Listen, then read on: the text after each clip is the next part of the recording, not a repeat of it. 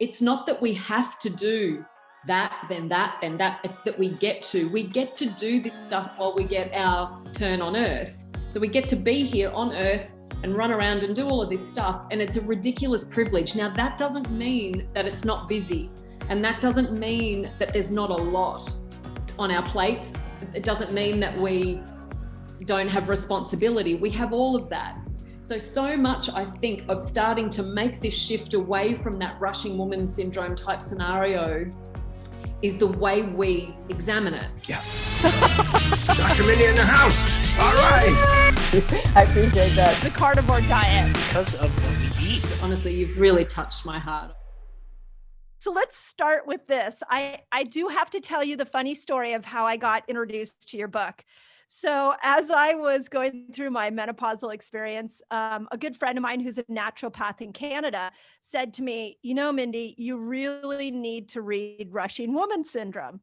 And my first thought was, I don't have time to read that. I don't have time to read books. And then the sheer title of the book, I was like, oh my God, listen to yourself, Mindy. What are you saying? You don't have enough time to read a book called Rushing Woman Syndrome. Maybe you need to read that book. And so sure enough, I didn't read it. And this lovely friend, who's a real dear friend of mine, came back to me and said, you need to read it. You need to read it. So I finally succumbed, and I took it on vacation with me. And I wept when I read it. And I just can't thank you enough, because the way you wrote it, it spoke to me because you spoke in the language of chemistry. And I could see for the first time that just because I was capable to accomplish everything that I wanted to accomplish in my life, that my biochemistry was maybe not built for all that I was doing. So I want to start off by thanking you. And I want to bring our audience into, please help us understand why women are not made to be rushing around. Oh, well, Mindy, I've got goosebumps all over me with you saying that, because the essence of what I want women to understand, and I wrote Rushing Woman Syndrome in 2011, and you captured it beautifully then. We are so incredibly capable. If you really pause to think about it, we would blow our own minds. A phrase I sometimes use, if you knew who you truly are, you would be in awe of yourself. We're so incredibly capable. But what I want women to understand is that never ever before in the entirety of human history have we asked our bodies, I often call it an earth suit. We've never asked our bodies to actually live like this. And so our bodies are giving us symptoms. Our bodies are giving us feedback about our choices. And some of those symptoms are coming through as we can't sleep, digestive system upsets, real challenges with our sex hormone balance. So it might be the menstrual cycle starts to get disrupted, or the periods become very heavy and they start flooding, or you might start to bleed for 3 weeks instead of just a couple of days or 1 week, or it might be a very difficult transition through menopause. And so because everything inside of our body is connected, and so much of it begins with the hypothalamus in the center of our brain, the region of our brain that is forever asking, am I safe?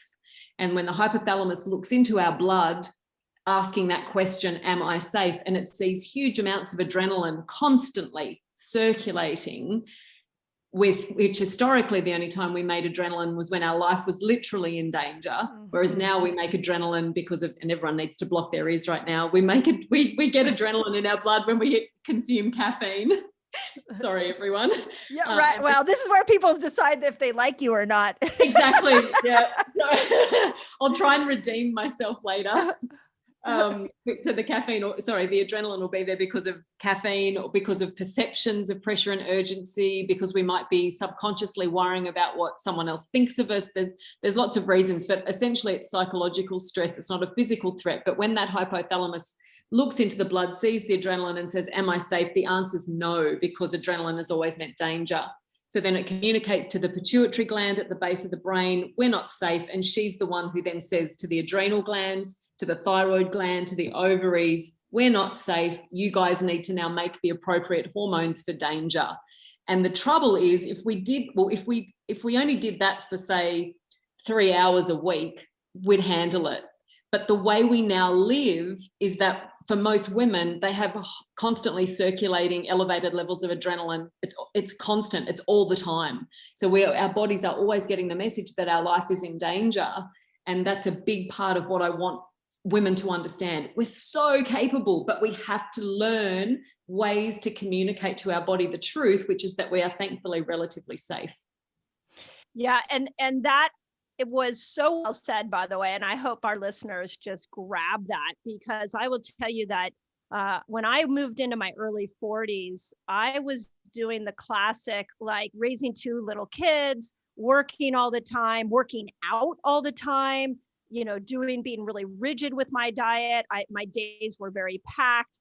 And I all of a sudden, exactly what you said, I started not sleeping well. Anxiety, depression, things kicked in that I'd never experienced in my life before. And never once until I read your book did I stop to realize that just because I was capable of doing all these incredible things that were on my schedule throughout a day, that my body was asking me to slow down. My body was asking me to do something different. And I think it's probably the hardest thing for women to realize, because we live in a society that is so programmed to teach us to keep going, to do it all, and to know that biochemically we are not meant to keep that pace up. It is really hard for the brain to overcome. Am I the only one that says that? No, most people say that, but I want to do it all. I want to experience this. Yeah. I don't want to miss out. I have a lot to contribute. Yes, yeah. Thank you. So I've thought about this a lot, and I love your TED Talks great too, because you talk about the cave woman versus, what do you call it, the juggling woman. And I share that with my community a lot, that if we go back to the cave woman days, we walked out of the cave and we were like, okay, what are we going to do today? Maybe I had to go find some food, maybe like sit and hang out with other women around the cave and talk. We didn't get up, grab the cup of coffee, get on the phone, drive the kids to carpool. But the modern world is so different right now. How are we going to help women thrive in this world? Because it's like a pace that just takes over if you're not careful. Yeah. So I feel like we've got to take a step back and we need to pause and think, okay, it's really important actually that I acknowledge this at the moment with everything going on in the world. There is very real and genuine stress going on in the world right now and in people's lives. However, there is also a huge amount of stress we create for ourselves because of how we think. And that's the part we can change. So that's what I'm interested in. What we can't change, okay, we leave that. It's about addressing what we can change. So, and what we forget is that, we think that our stress comes from everything outside of us. We think it's because of the to-do list or that person or that colleague or that particular situation. And what I think we've really lost sight of is that it's actually our response to the to-do list, the person, the situation. We forget that. And we forget that we get to choose how we see all of that. Now, I'll give you some examples. So we feel like we get to a point when we feel like everything is urgent and the to-do list is massive and we've got our schedule is back to back. We've got to be here, then there. We can't be late for that. We've got to drop this person there. Before we drop that person there, we've got to prepare these 4 things. It can feel so relentless. Now, I was the guest speaker at a conference and it was for the Hereditary Breast and Ovarian Cancer Society. So that room was filled with women who had either been told they had the gene for breast and or ovarian cancer, or they had one of those cancers, or they were cancer thrivers. They'd once had one of those cancers and they were now free of it. And I was at the conference for the whole day, and across the day, people individually came up to ask me questions about different things. And I often have questions of my own. It's one of the ways I continue to learn. So if you can imagine that as these women approach me and share their stories, they would share things like, I have an unknown prognosis, or I have a very poor prognosis. I can't work because I'm suffering so much with my treatments. So there was financial challenges. My marriage is broken down. I've got teenage children. They're a nightmare. So I was getting stories like that where these women were facing all of life's truly biggest, toughest things all at once, including a question mark around their own mortality. And when I asked them if they felt like they were living with a world full of stress and pressure and urgency, all of them said no. And the essence of what they communicated back to me that day was that they just felt so privileged to be alive. So we don't want it to be some kind of health crisis that gets us back in touch with, although it's challenging at times, it's also magnificent.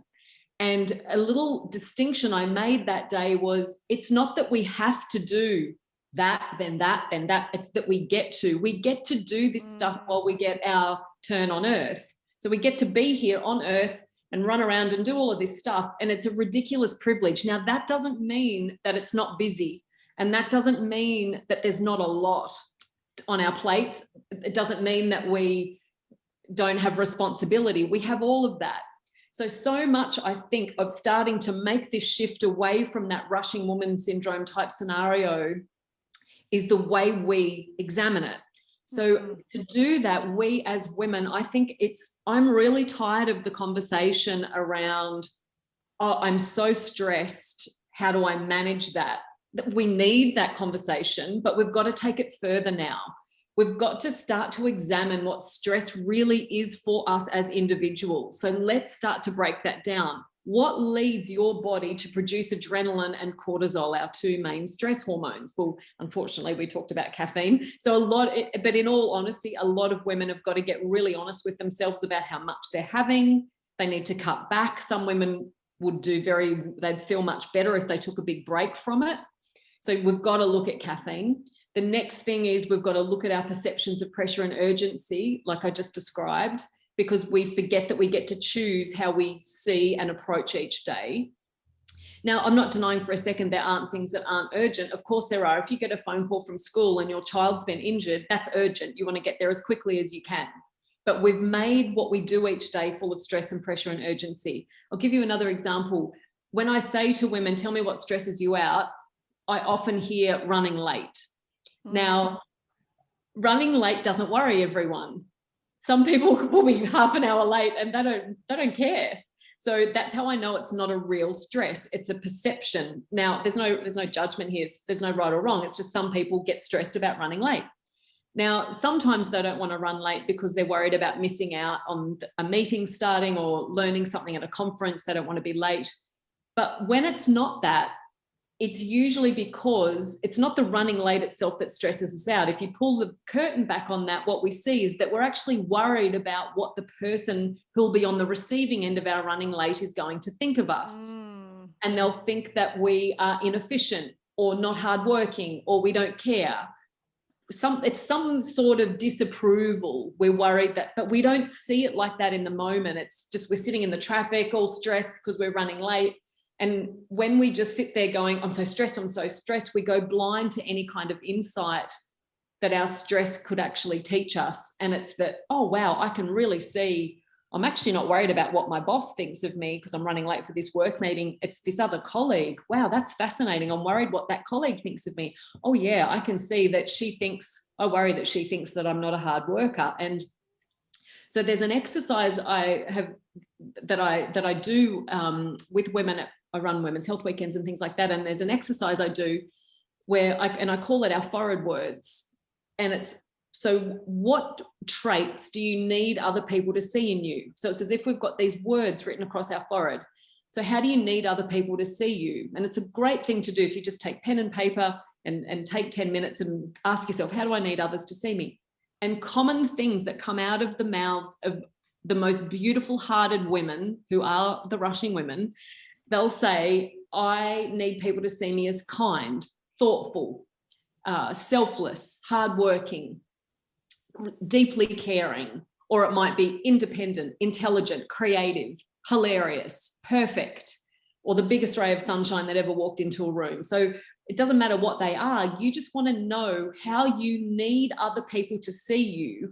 And so then the next time you're stressed, you pause and you think, okay, am I perceiving that someone is seeing me in the opposite way to one of my forward words? Because most of the time the answer will be yes. So much of the beauty of our caring that comes from the rushing woman syndrome, which is not a medical condition, I might add, it was just the name of my book. It's well titled. It's that we're worried about essentially that they think we're a good person. And it comes because most women are raised to be good girls. We're raised to put the needs of others ahead of ourselves. We're raised to check in on everybody and make sure that everyone's okay. So we have these inbuilt mechanisms that were set up to ensure that we are loved and approved of when we are little humans, which I can dive into more if we want to do that at some point down the track, but it's another big story. So yes. Let me just take pause here and say it's very helpful to, when we feel caught in that rushing woman syndrome, instead of just thinking I'm so stressed and that's just how life is now, we want to pause and start to work out what stress really is for us. Yeah. Oh, I love that. That is a better conversation, because I do feel like when somebody says you just need to not stress, that's actually stressful onto itself. Like, I don't know. I personally don't know what that means. I have tools that I can move stress through me, but when somebody says stop stressing, I'm like, I don't know what that means. So that's incredibly. So, okay, well, let's go back to you're driving to work, you're running late, you've got your forehead words, and you're like, yeah, I'm worried they're going to think that I'm a slacker. And I'm now late, and maybe I've been late a couple of times, so they're probably going to think I'm a slacker. That's probably what's going to happen. Well, what do you do in that scenario if you really truly believe what your brain is telling you? So because you can see that it's essentially coming from your desire to be approved of, it changes the conversation. So then when you get there and you're late, instead of bursting in all stressed, sort of a bit dramatic and apologetic, of course, we still apologize for being late, but whoever you can see that you're worried that they think you're a slacker, after the meeting, you might decide, I'm going to go and have a conversation with them and actually speak about this and bring this to life, because otherwise it just sits in my head and I ruminate on it and I worry. And I have probably made all of it up. It's probably just a great big story I've created. However, if I go and have the conversation with my boss or with my colleague and say, look, I know I've run late a couple of times for meetings this year. It really worries me. You think I'm a slacker. It's incredibly important to me that you know I'm a really hard worker. I care very much about my job. I value my job. So you speak your truth to the person. And most people on the receiving end of that are going to go, wow, thank you for saying that. That means a lot to me that you care so much about your job. I was a little bit worried about you being late for these couple of meetings, but I can see, you've just had a couple of things go wrong. You've had, children have needed your attention, or there's whatever has occurred. And so you just bring it all out in the open, and it gives the other person an opportunity to say, well, I do find it, if they really are, if there's truth in your perception that they think you're a slacker, well, you've opened up a dialogue that allows them to say, well, I have actually been concerned about your work ethic. So thank you for bringing this up, and let's continue to talk about it. You need to tell me where you're struggling. And so it just opens up a conversation rather than us all just sitting there in our minds, either consciously or unconsciously worrying about all of this stuff and most of it we make up in our head. Yeah, of course. Yeah, for sure. So if I'm sitting in traffic, maybe I could go into the solution. If I could acknowledge I'm worried, I'm stressed right now because I think they're gonna think I'm a slacker. Well, what am I gonna do to solve that? After the meeting, I'm gonna have a talk. Now you're bringing cortisol down. You're still in traffic. You're still rushing to the event, but your cortisol reaction is different. That's exactly right. Because the minute you've got a solution, the minute you realize this is not going to be permanent, the minute you can see a way through this, where you can come back to a place of equilibrium, where you think, it'll either clear the air or they'll approve of me again if there is a risk that they're disapproving of you. And so with that, instantly your stress hormone levels start to come down, because it's like a degree of safety comes back into your chemistry. Yeah. Oh, that's brilliant. I love that. So now what I'm thinking, actually, and I'm going to go back to my friend who recommended your book, is I'm thinking, if you're going from event to event throughout the day and you love it and you're happy, it doesn't matter. You could have a very full day of a lot of fun things. That would not be what is rushing woman. Rushing woman really has a stress component to it, where she's going from thing to thing to thing, feeling exhausted and stressed out. And it's yes, and because she's coming from a place of, she may not see it on the surface, but we're doing too much out of obligation. And when we do things out of a sense of duty, it's very depleting. When we do things from a sense of love or of true, authentic contribution, as in it's arisen from your heart, it's arisen from your soul that you really want to do this, it's very energizing. But when we do things out of duty, it's very depleting. And when we do things out of duty, again, sorry to sound like a broken record, but we are so often doing it out of duty. I don't mean just once or twice, but when we live our lives like this, it's because we want people to see us in a particular way. I can't see it any other way. Yeah, no, it makes perfect sense. I actually had interviewed Bruce Lipton last week on my podcast, and he talked, and this might be interesting to kind of understand some of the programming maybe we got around being a rushing woman, because his belief system is that your subconscious programming becomes fully formed from 0 to 7, that you are living in a state of more of a hypnotic theta wave state. So the messages that get implanted from 0 to 7 will determine your behaviors for the rest of your life. Is the same with rushing? Do we watch the rushing people around us when we're younger and then make a decision of how we're going to approach life and stress? The way I see it is that as little babies, we can't survive on our own. Other animals can, whereas humans need adults to provide them with food, clothing, and shelter so that we can literally survive. And when we're little babies and we're hungry and someone gives us food and alleviates that, it's like a return to equilibrium. It's a return to safety. If we're cold and someone gives us a blanket, we're warm again, it's the same thing. So we start to link the provision of those physical things, food, clothing, shelter, we start to link the provision of those things to us feeling safe, warm, satisfied, essentially in balance in our chemistry.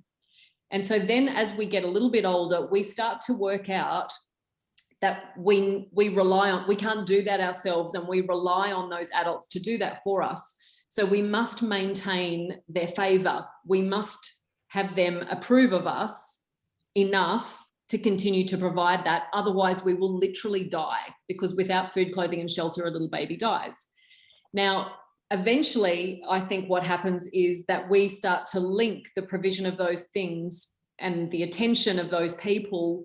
We start to link that to what, as adults, we probably call love. I don't often use the word love, because I think a lot of people misinterpret it to be intimate love, and it can be part of it, but I'm talking more about the approval of others, including the approval of the people who raised us. So we start to learn, we try things on as little children, not in manipulative ways. We're just doing what we're doing to try to get our needs met. And we start to work out that if we help, for example, if we help the adult, they smile. If we if we notice our mother she cleans up a lot, and so we start to clean up a lot, that makes her smile. So there's approval there. Sometimes it's conscious, but mostly it's not conscious. You might have done a finger painting, and then you notice your dad is smiling and laughing and he looks really jovial. You don't understand that dad's smiling and laughing and jovial because of whatever he's thinking about or whatever's just gone on in his life. You link it to what you've just done, because when we're tiny humans, from an emotional maturation perspective, we're egocentric. Some people never change, sadly, but when we're little, we're egocentric. And we're supposed to be egocentric, and all that means is that we believe that everyone in our world is the way they are because of us. So when they're happy, it's because of what we've just done, like the finger painting. But unfortunately, the same thing is true when the adults in our world are not in a good place. So they might be loud and aggressive. They might be very quiet and withdrawn. And that's a behavior change away from the way they consistently are. So when they don't behave in a consistent way, we don't have any ability to see that the adults in our world are behaving like that, quiet and withdrawn or loud and aggressive, because of what they're perceiving, because of their pain and their joys up until that point in time. When you're 4 years old, And let's say normally dad gets home from work and the first thing he does is he picks you up and plays with you and tickles you, and he's always done it and you love it. And then one day he doesn't, and he comes through the door and very sternly and intensely he says, go to your room. And so you do as you're told, and you can hear your parents in the kitchen, they're arguing, they're yelling, there's fists being bashed on tables. You can't see when you're 4 that that's going on, because he was just made redundant and he doesn't know how on earth he's going to pay for your education, for example. All you know is that it feels confusing, uncertain, might be a little bit scary for you to be ostracized from this person who normally plays with you at this time of the day. And there's loud voices, and that's incongruent to the human you know, in this case, your dad to be. So, and that, because we're egocentric, the way our nervous system is constructed at that point in our life, we can't see that they're behaving the way they are because of them. The only thing you can do is turn it on yourself and work out who you must be to have them behave like that. So because you're egocentric, so you create a belief in your own deficiency. So you start to believe there's something wrong with you. So the way I take it is that before the age of 7, we have created a belief or many beliefs that we are not enough in some way. We're not good enough in some way, not tall enough, not pretty enough, not smart enough, not loud enough, not quiet enough, just not enough, not good enough the way that we are. And then as soon as a belief forms, we don't sit there when we're 4 and go, oh, that belief will be fantastically dysfunctional when I'm 52. I'll pick that belief. We don't do that. We absorb the belief, trying to understand our environment, no matter how calm or chaotic it was when we were growing up. And then we don't realize that we've taken that on as a belief. And what your brain does, we have a part of the brain called the reticular activating system. It goes looking for evidence of what we believe. But because you don't know you have that belief, you don't know that you're now finding evidence of all the ways you're not good enough. But and then we just stack it up. And then that's our experience across our whole life. It's as if we, between the age of 0 and 7, we put a set of glasses on and we look out upon the world through these lenses that are filled with all the beliefs we've absorbed about ourselves. And we do the same with what we hear. We don't hear what people say. We hear what we think someone meant. So when a colleague rings us and says, where's that work? I needed it yesterday. We hear their request for work, but usually what we do is we make up some kind of story. Oh, they think I'm lazy, or they think I'm not a hard worker. But they didn't say that. But and that's what makes the request for the work stressful. And all of that, I think, gets created when we're very young, in the way Bruce talks about. Essentially, it lands in our subconscious, all these beliefs about ourselves. And then we just find evidence of it and create all these stories when we're adults about how things are. And it's not, it's our perception. Wow. But we don't realize it's our perception. Wow, that was so beautifully said. So we will continue to make ourselves right. Yeah. And I'm also thinking, when things like anxiety kick in, which is a very common symptom we're seeing more and more at younger and younger ages, is that because your brain is continually looking for the evidence that you're not enough, and it just keeps finding it. Yeah, 100%. I shouldn't say 100%. I think that's a huge part of it. I also think I think psychologically, it's very much along those lines. We look for evidence of all the ways we're not enough. We don't realize we have forward words, and we don't realize that we are worrying about what other people think of us until you shine light on that. We don't usually realize that's what we're doing. And then so that's I guess part of the psychology of it all, part of the emotional side of it all. But then I really think that what is not acknowledged enough when we talk about anxiety is the biochemistry of it. So adrenaline is the main hormone behind anxious feelings. So we have to look at what leads that person to have all of that adrenaline circulating. Is it the caffeine? Is it their perceptions of urgency? Is it that they are so worried about what other people think of them? Do you know, I wrote a book two years ago now called The Invisible Load, and I did some focus groups as part of my research for writing that book. And so I did focus groups with women aged between 18 and 25 and asked them what were the things that stressed them out the most. And the top two things that stress that age group out most was their body image and social media. And when I share that with older groups, they often laugh, and I can see the judgment that they pass on the younger people. And I will giggle at them and say, hang on, because when I interviewed women, the 35 to 45-year-old age group, when they said the things that stressed them out the most were things like making sure everyone was happy, how many tasks they had in a day, things like running late. And when you peel all of it back, this is where you get to see that it's all the same stuff. So our stress can be the most magnificent teacher to us if we allow it to be, because it's where you get to see the ways you allow, or where you allow others to judge you, essentially. So when someone says to me something like Instagram stresses them out, it's because they are using Instagram as a way to gain popularity, to see what people think of them, how many likes they get, the comments they get. Whereas when I say that to older groups, they'll say, how could Instagram stress anyone out? I get inspired by it, or I am entertained by it. I watch funny dog videos or whatever. So that's what I mean, that it's not the thing that stresses us out, it's our response to it. Yeah, it's beautiful. And so it's our stress can show us, we can learn so much from it about these perceptions that are really quite hidden, and they're really quite slippery. Our beliefs, I think, are very slippery to identify because they're all tied up in our language, and we can't hear that it's a belief because we think it's real. Like the way Bruce Lipton says, we say these things because we perceive it's how it is, but it's perception. Yeah. So how do we undo this? For women, we've got a world of infertilities on the rise. PCOS is the number one most common hormonal imbalance. When I spoke out on public platforms to talk about menopause, I can't tell you the number of women that were like, can we talk about this? Like, all we're taught is to medicate ourselves through menopause, and I don't want to do that. What else can I do? And so we've got these hormonal imbalances. And then as I'm listening to you talk, I'm thinking, okay, but then we have these beliefs we're carrying from childhood that are perpetuating the hormonal imbalances. How do we change those beliefs? Acknowledging them is a great start. And there's got to be a gap between what people are hearing you say right now and these massive hormonal imbalances. How do we start to address this so we can bring those imbalances down?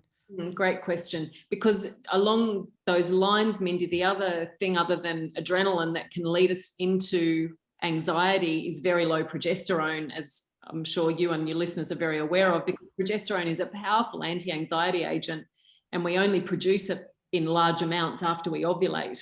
And so when someone has polycystic ovarian syndrome, or when they're moving into perimenopause and they stop ovulating every month, and then of course postmenopausally there's no more ovulation, we're obviously still going to make a small amount of progesterone from a couple of the adrenal glands mostly, but that progesterone is incredibly protective against feeling overwhelmed and too many anxious feelings. And again, that's something I think that is just not talked about enough. Agreed. And also for women, when they use the birth control pill, that a lot of women don't understand that stops. The reason it's so good at preventing pregnancy is it stops you ovulating. So it stops you having that lovely big surge of progesterone. So that's another whole can of worms. But anyway, so yes, it is. So to come back to, so with the hormonal imbalances, a big focus obviously is making sure, so that we feel good, a big part of it obviously is making sure there is enough progesterone there while ever menstruation is occurring. But then postmenopausally, as you say, we're just going to get the beliefs can influence so much and make us feel like almost that our life is threatened every single day. And so yes, awareness is the first step, but then what we want to do is I call it catching ourselves in the act. And we can't always do that because life does move pretty quickly. But the way I will often describe it is, it's as if, and this is how we can start to shift the actions we take and the way that we think, is if we understand that there are, at this point in human evolution, there are two thought systems. So the first thought system, I often call it the old brain, the first thought system. It's been there for the entirety of human history. And then there's another thought system, which has come in later in our evolution as a species. And it is, I just call it the new brain. So in any given at the moment, our old brain works at warp speed. It works faster than you can click your fingers. It's automatic, but it's unconscious. We don't know that it has generated, that it's run itself, and we don't know that it has created, it creates a feeling. And it's very, very helpful if let's say you've been out for dinner and you don't live far from wherever you've been out for dinner. Not that everyone can go out for dinner at the moment, but you've been out for dinner in the wonderful world when we can go out for dinner, and you think, oh, it's midnight, but it doesn't matter. I just want to walk home. It's a beautiful evening. And then you realize that you read recently that crime statistics have escalated. And so you're walking home and you start thinking, oh, maybe it wasn't a good idea to walk home. And can I hear footsteps behind me? And I read those stats not that long ago and it was not good. Oh dear, maybe this wasn't very sensible. And then suddenly if you do hear footsteps behind you, your old brain will just make you run away from that. And that's what it's there to do. It's brilliant. You actually don't want to use your new brain, which is very conscious and logical and analytical. You don't want that in that moment. You want old brain to just make you run. But other than those sorts of life and death situations, our old brain can cause us a few challenges now. So I'll give you a modern day scenario. You're in the supermarket and you've got a trolley and there's a lady walking towards you. Her name's Mrs. Smith. You know her not that well, but you know her enough to say hello to. And what you described to me happens is Mrs. Smith puts her head down and she marches straight past me. So in that moment, your old brain usually it'll run one of the patterns or one of the beliefs you absorbed as a little human. So your old brain, without you knowing, because it's unconscious, will go, Mrs. Smith doesn't like me. I've let Mrs. Smith down. Our kids are at school together. They've probably had a fight. She thinks I'm the world's worst parent. It's some form of Mrs. Smith is disapproving of me. But you don't stand there in the supermarket and consciously think that. You just notice that when you leave the supermarket, you're irritated or you're really sad or your energy is through the floor. So when you know, and this is what I mean about catching yourself in the act. So then when you notice a shift in your state, you want to bring curiosity to that and think, okay, I feel really flat. What could have led to that? Is my blood sugar through the floor and it's actually time for lunch and I need to eat because that will make someone feel flat? Or is it emotional? Oh, yes, that's right. I passed Mrs. Smith in the supermarket and she didn't speak to me. Oh, that's hurt my feelings. Oh, that's made me worry that I've upset her in some way. So now you're bringing your new thought system. You're bringing the new brain in to analyze that. Okay, well, I haven't seen Mrs. Smith for 3 weeks, so I can't see how I've upset her, but maybe I should bake her a cake, a nutritious cake, a chocolate beetroot mud cake or something nutritious. I should bake her a cake and I'll go around and see Mrs. Smith and check in on her because she really actually looked like she had the weight of the world on her shoulders. And then when you go around and see Mrs. Smith, she'll say, oh, so embarrassed to see anyone I knew. I hadn't had a shower that day, or I had a big pimple on my face, or I didn't have makeup on, or whatever her value system is. It's got nothing to do with you. But that's what I also mean when we often still live our lives as if we are a bit egocentric. We think that Mrs. Smith spoke to us because of us, when Mrs. Smith won't have spoken to us, 99 times out of 100 because of what's going on for her. So we can start to shift it when we catch our thought systems in the act, because in that moment in the supermarket, we can either run the pathway of the old brain going, I've let Mrs. Smith down. Mrs. Smith doesn't like me. She thinks I'm a dreadful person. Or we can go, okay, Mrs. Smith looked like she had the weight of the world on her shoulders. I need to go and check in on her. And now, whatever you do in that moment, if it's old brain that you run with, or if you remember that you have this new brain thought system to apply, whatever you do in that moment, I don't so much mind, well, I do, but what I want people to really understand is what happens when you let the old brain live as if that's the truth.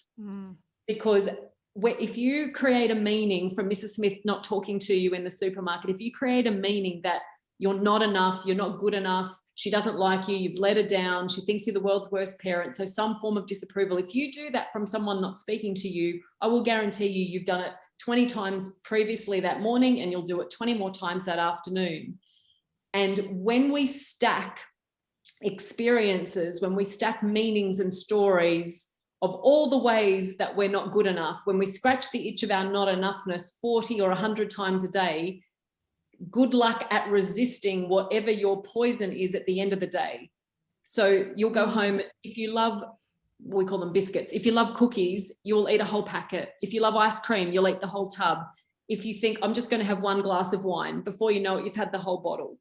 So I think this is one massive reason why it's easier to make nutritious choices at the start of a day than it is at the end of the day, because at the end of the day, we've had all these experiences that we don't even realize what our brain has done, and all the stories and all the meanings we've made up about, he said that means that.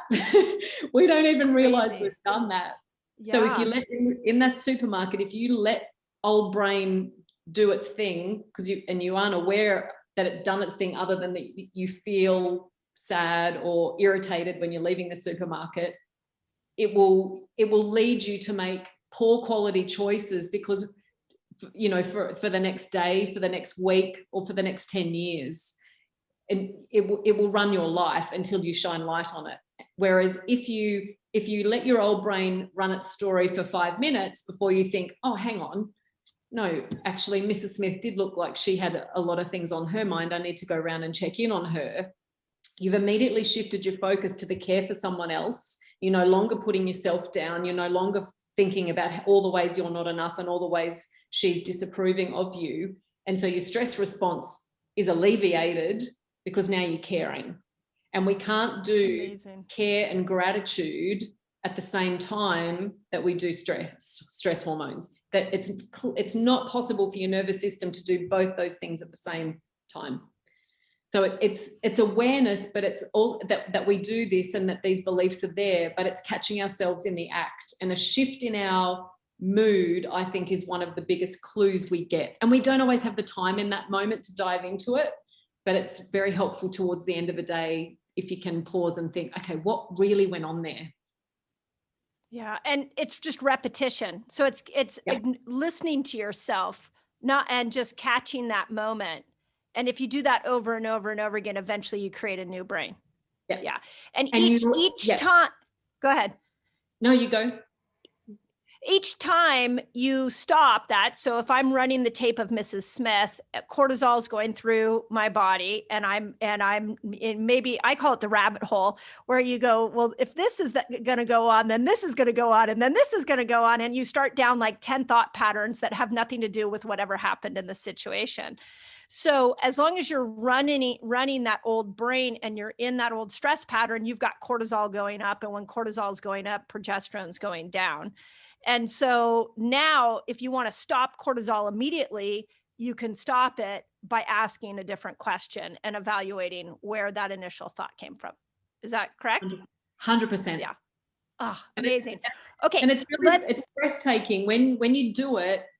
When you do it enough, you then start to laugh at yourself, because your old brain will still do it, but you see the truth very quickly. It's how long we let the old brain run its pattern. You want to see the truth as quickly as you can. Amazing.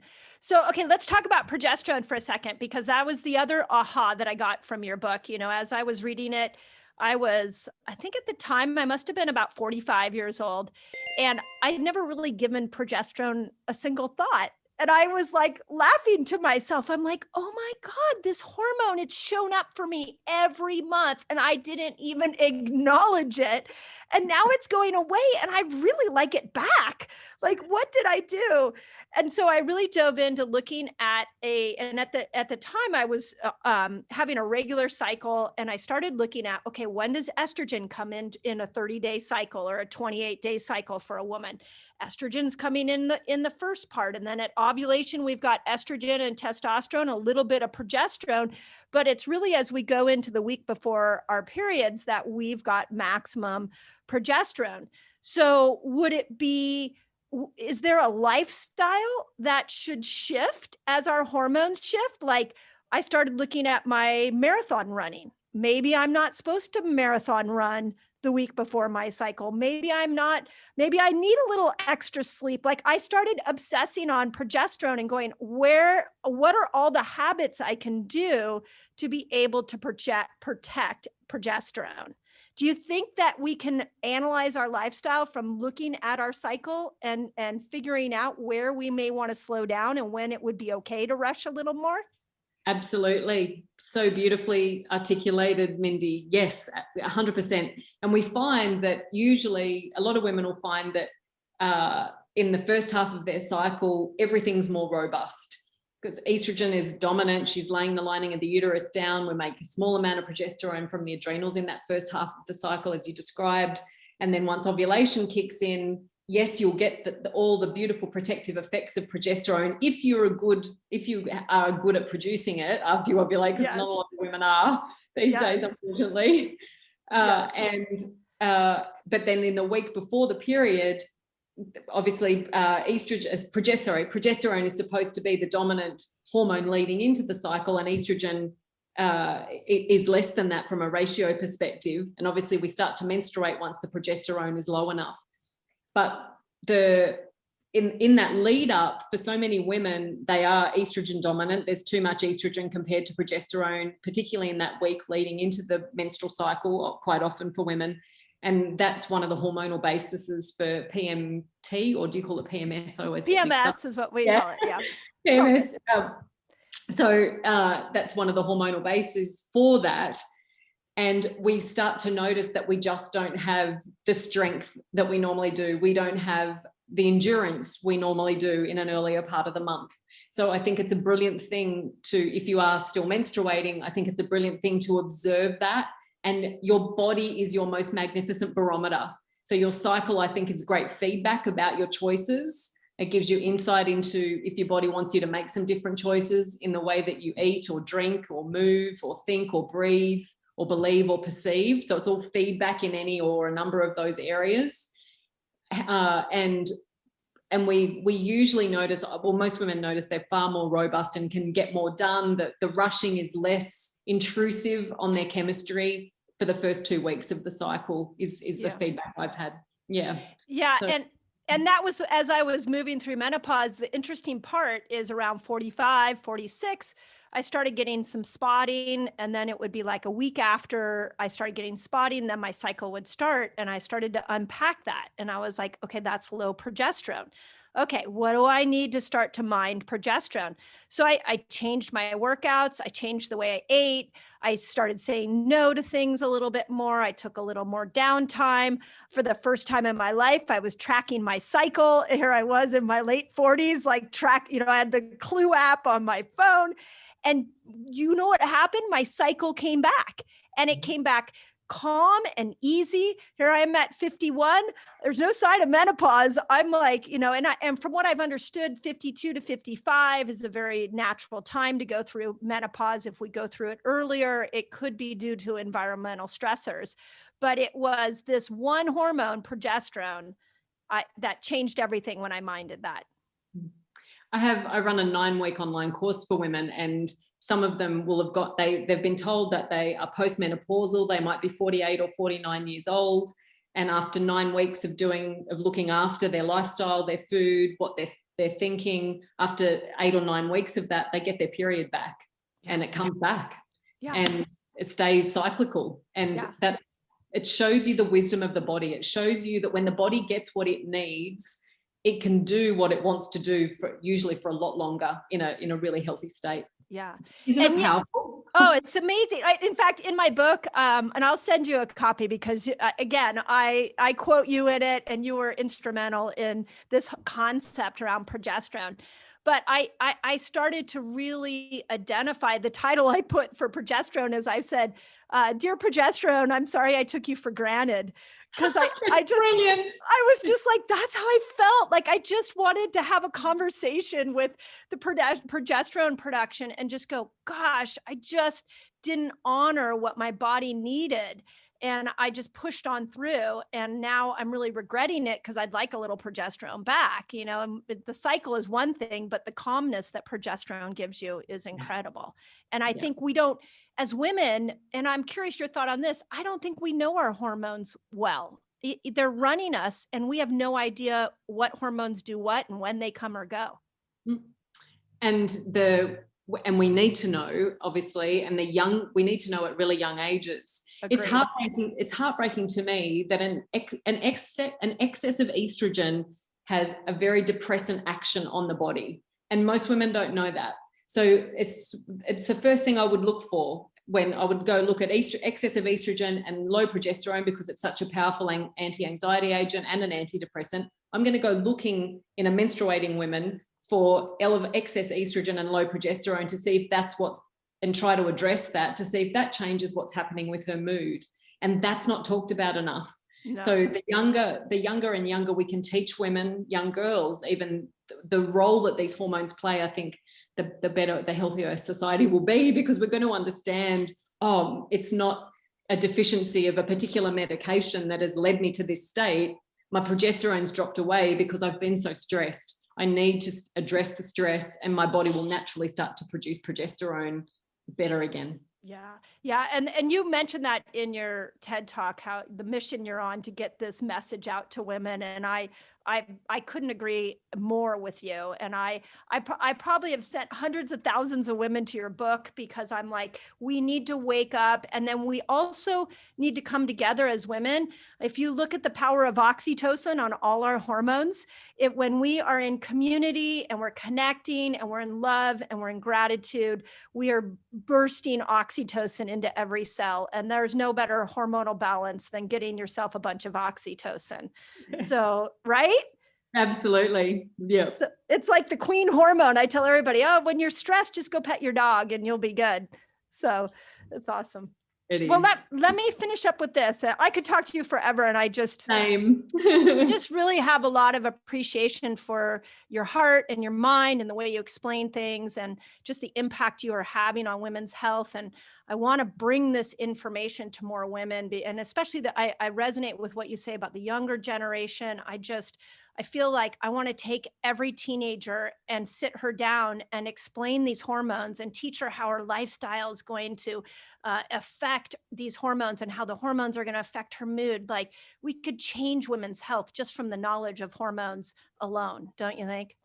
Yes. And then we've got to throw in the not enoughness and addressing that in younger people, because it's when you grow up thinking that there's something wrong with you, and you grow up thinking that you're not okay the way that you are, it's like a very deep stress that never really fully goes away. So I feel that has to be brought to light as well. And we've got to change, those perceptions, if that's possible, because I then get into I try to delve into everything and get right to its center. And I think, okay, well, if all of us grow up, no matter how calm or how chaotic it is in our home environments when we're growing up, if we all develop this belief that we're not enough in some way, then it must serve us. And I think our voids, end up creating our values. And so I think quite often when the wound is there and the belief forms, we do sometimes do really good things in the world. Yes. Because we're trying to alleviate the suffering of others. So I can also see the good that comes from it. So that's like we could look at it like a hormetic stress. It's like a little, it's like enough to just motivate you a little bit. Yeah. So that's awesome. Okay. I have 5 questions for you. These are my rapid fire questions. And so let me start with, this is a good one. Let me start with my first one. Okay, if you could go and chat with your 25-year-old self and give her advice, I chose 25 because that's usually about the age that you're starting your career and your life. What would you tell your 25-year-old self about how to live life? That it's all for you, that life happens for you. It's not happening to you. So even the big tough stuff that can unfold, all of it's for you. Oh, I love that. Okay. And what do you personally do to stop the rushing? So when you're doing back-to-back podcast interviews and you've got a week that's full. Do you have strategies that you personally take on that stops the rushing? I see the privilege in it. I see that I got the ridiculous privilege of getting an education, and all of this sort of information is wasted if it's not shared. So I forever address my thinking and see that I've chosen this, and that I'm insanely grateful for the life that I have and to be able to do this work in the world. If I can't overcome it with that sort of thinking, I know there's more to it. And I know that there's something I'm about to learn from, it might be one particular thing I've got happening later in the day. And it's that I'm really worried about. And I can see that there's not an authentic connection with the person I've got to have a meeting with, or maybe I've got to be really courageous and say something that I'm going to find really hard to say, because it might mean that they don't think that I'm a kind person or something like that. So if I can't overcome it with seeing that it's a gift and that I've chosen it and the privilege in it, I think, okay, well, there's something I've got to learn here with whatever it is that I can see is still stressing me out. The other thing I will say is I love the mornings. I get up very early and I go outside and I look at everything. I look at the light. There might be cobwebs that the dew has settled in overnight, and I look at the patterns and I look at the sky and the trees. And so I very much have space in the morning and I feel it doesn't change what I do in a day, but it will change how I can show up for it with a bigger sense of spaciousness. That helps massively. That was one of the real tricks I used when my kids were little, is I started to see that there was no time for me. And so I thought, well, I'm going to make time for me, and it's going to be in the morning before everybody gets up.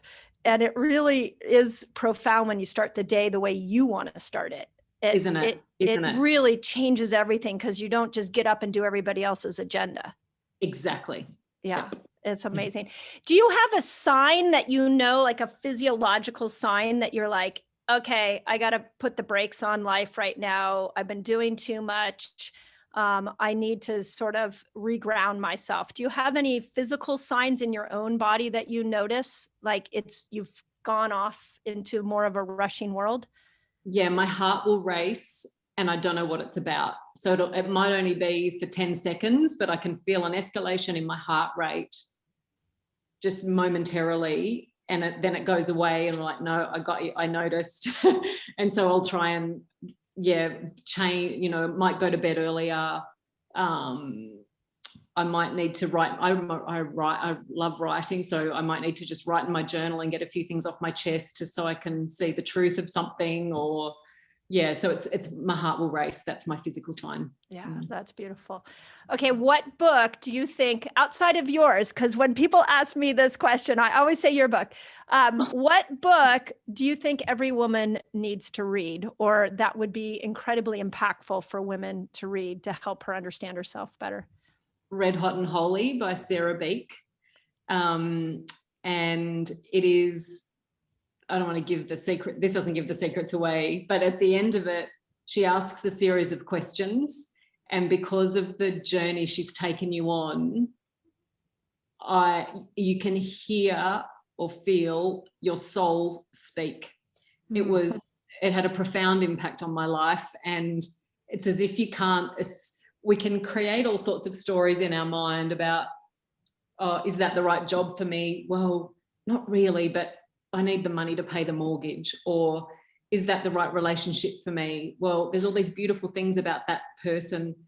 And then there's all this other stuff that's really challenging, and it really doesn't really match with my value system. So we have that's what we do in our head. But then at the end of this book, it's like she has a way to ask your soul, and it's the clarity when she poses these questions, and you're just like, it's that.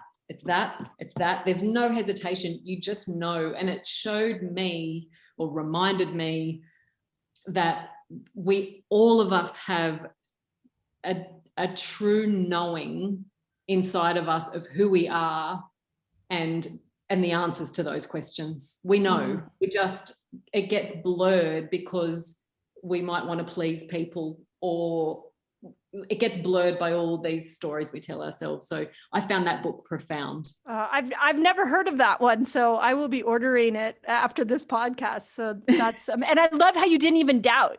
I mean, you were like, you had that right there. That was awesome. Okay, last question. If you had one message you can get into every person's brain and really help them see clearly on a daily basis, what would that message be? To live life in touch with how precious it is, to live life in touch with how precious they are, and to treat themselves accordingly. Because if you were truly in touch with how precious you are, you would never do half the things you do. So if we could live more of our life in touch with, how precious life is and how precious we are, and then treat ourselves accordingly, the ripple effect of that in the world would be extraordinary. Oh, I love that. You know, we put out a lot of content on our platform. I have a YouTube channel. I've written 4 books. And one of the things that I've acknowledged about putting content out is that sometimes it's not the words that people are saying, but the energy and the heart space behind those words that people resonate with.